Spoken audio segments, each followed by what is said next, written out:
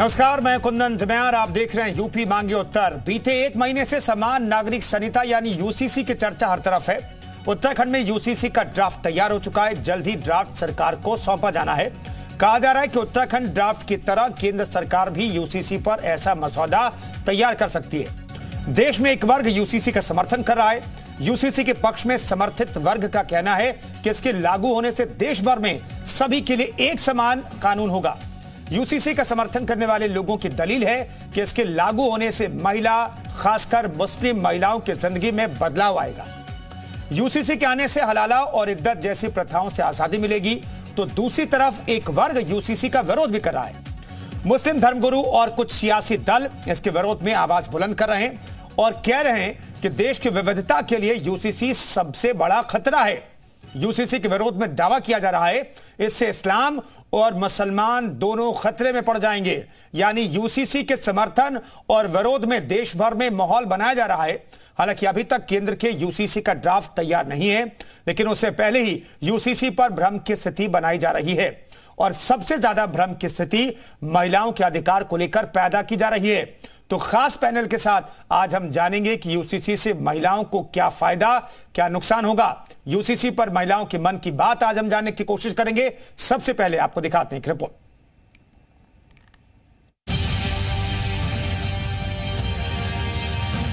एक घर में परिवार के एक सदस्य के लिए एक कानून हो, परिवार के दूसरे सदस्य के लिए दूसरा कानून हो, तो क्या वो घर चल पाएगा क्या?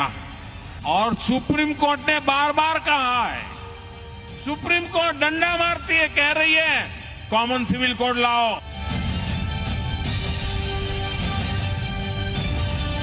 इसमें हिंदू भी नुकसान उठाएगा, कस्टमरी लॉज खत्म हो जाएंगे, इसमें आदिवासी नॉर्थ ईस्ट के भी नुकसान उठाएंगे, आम आदिवासी भी नुकसान उठाएगा, सिखों को नुकसान होगा, ईसाइयों को नुकसान होगा।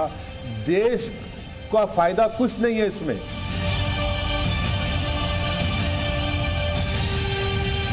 लाखों की तादाद में लॉ कमीशन ऑफ इंडिया के ऑफिस में ऑनलाइन और ऑफलाइन दोनों तरीके से नाराजगी और अपनी आपत्ति मुसलमानों ने दर्ज कराई है।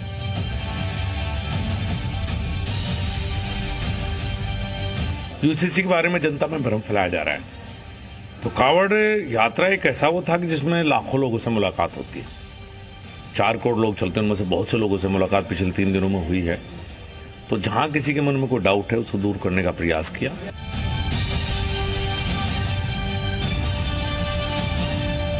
देश के लिए इस वक्त में मुनासिब नहीं है। जिस तरह के मुख्तलिफ तबकात देश के अंदर, मुख्तलिफ सोच, मुख्तलिफ कल्चर, मुख्तलिफ फिक्रें हैं।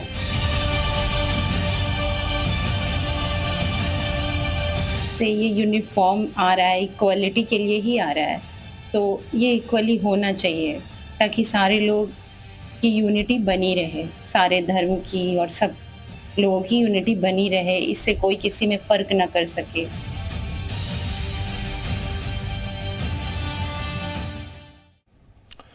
तो यूसीसी पर राजनीतिक दलों की अलग अलग राय है। कहा जा रहा है कि यूसीसी के आने से सबसे ज्यादा सहूलियत मुस्लिम महिलाओं को मिलेगी। मुस्लिम महिलाओं को हलाला और इद्दत जैसी प्रथाओं से भी आजादी मिलेगी। यूसीसी पर मुस्लिम महिलाओं का क्या कहना है, ये आपको सुनाते हैं। यूनिफॉर्म आ रहा है, इक्वलिटी के लिए ही आ रहा है, तो ये इक्वली होना चाहिए ताकि सारे लोग की यूनिटी बनी रहे, सारे धर्म की और सब लोगों की यूनिटी बनी रहे, इससे कोई किसी में फ़र्क ना कर सके। जब एक जैसा रहेगा तो कोई किसी पर मतलब अलग से अपना कानून नहीं लगा सकता। धर्म की बात है तो ये हमारे धर्म के लिए ठीक नहीं है, और जैसे हम हैं हम तो ठीक से रह रहे हैं, हमें तो कोई नुकसान नहीं। ये लेडीज़ के लिए बेटर है, तो इसको मतलब आना चाहिए, मतलब ये लगना चाहिए। जैसे कि कल को मेरी भी अगर शादी होती है तो मेरा पति जैसे 3 शादियां कर रहा है तो वो गलत है।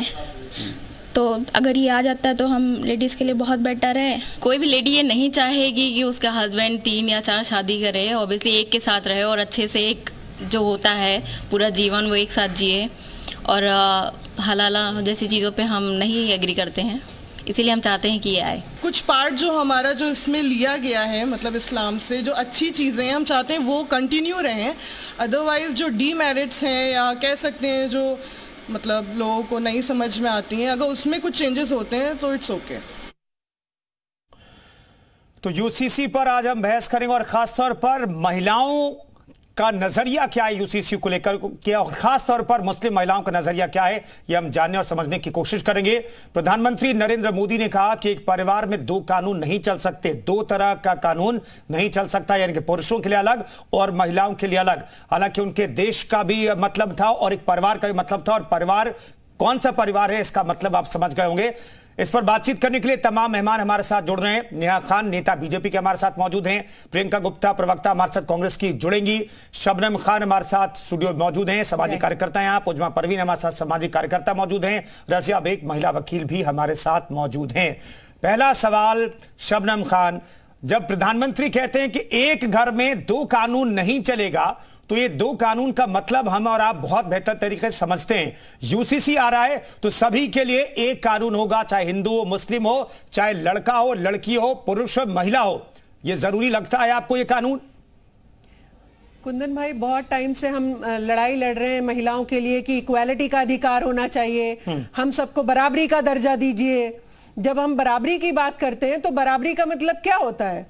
बराबरी का मतलब ये नहीं है कि मुस्लिम महिला एक महिला अगर किसी पुरुष से शादी करती है, उस पुरुष को तो अधिकार है 4 पत्नी लाने का। और आप उनकी मतलब बात भी सुनेंगे ना, आप शर्मिंदा हो जाएंगे कि मुझे बेटा नहीं होगा तो मैं दूसरी शादी कर सकता हूं, मुझे बच्चा नहीं होगा तो मैं दूसरी शादी कर सकता हूं। ये कैसे है? और मैं पूछती हूं कि अगर आप में कोई कमी हुई, अगर आप में कोई खामी हुई तो क्या पत्नी को लाने देंगे आप 4 पति? जी नहीं, वहां पर इनका पुरुष वर्चस्व आ जाएगा। अडॉप्शन के लिए इनके यहाँ कोई कानून नहीं है कि हम अडॉप्ट कर पाए बच्चा। तो मुस्लिम बहनों के लिए एक नया रास्ता खोलने जा रही है।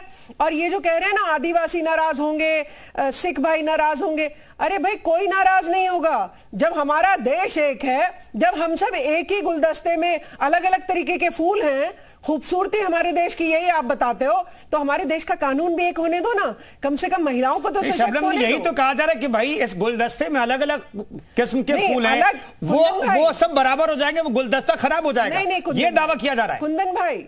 ये अलग अलग कलर के फूल ऐसे ही रहेंगे, क्योंकि मेरा धर्म में कोई हस्तक्षेप नहीं है। ये अगर कोई कुरीति है, अगर ये इस्लाम धर्म के नाम पे अपनी बपौती चला रहे हैं और महिलाओं को अपनी तरह से टैकल कर रहे हैं कि मैं तो 4 शादी कर सकता हूं, महिला मेरे पैर की जूती है, महिला को परफ्यूम लगाना हराम है, महिला के लिए सारी चीजें हराम बता रखी हैं इन्होंने। आप बताइए इन्होंने बताया क्या है महिलाओं के लिए? जबकि इस्लाम धर्म इतना प्रोग्रेसिव है जो कहता है बेटियां आगे बढ़े। हमारे प्रोफेट मोहम्मद क्या कर गए कि पढ़ाई के लिए आपको चाइना जाना पड़े तो जाइए। और आपको एक बात बताऊं, हमारे प्रोफेट की वाइफ वो बिजनेस विमेन थी।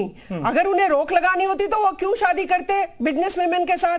तो इन्होंने ये जो मैं हमेशा कहती हूं कि ये मुल्लाओं ने जो इस्लाम को कैप्चर कर लिया है और अपने निजी फायदे के लिए जो चीजें कर रहे हैं, उससे मुस्लिम बहनों को भी मुक्ति मिलेगी। और खुशी की बात यह है कि सबके लिए एक समान कानून होगा, ना किसी को शिकवा रहेगा ना शिकायत।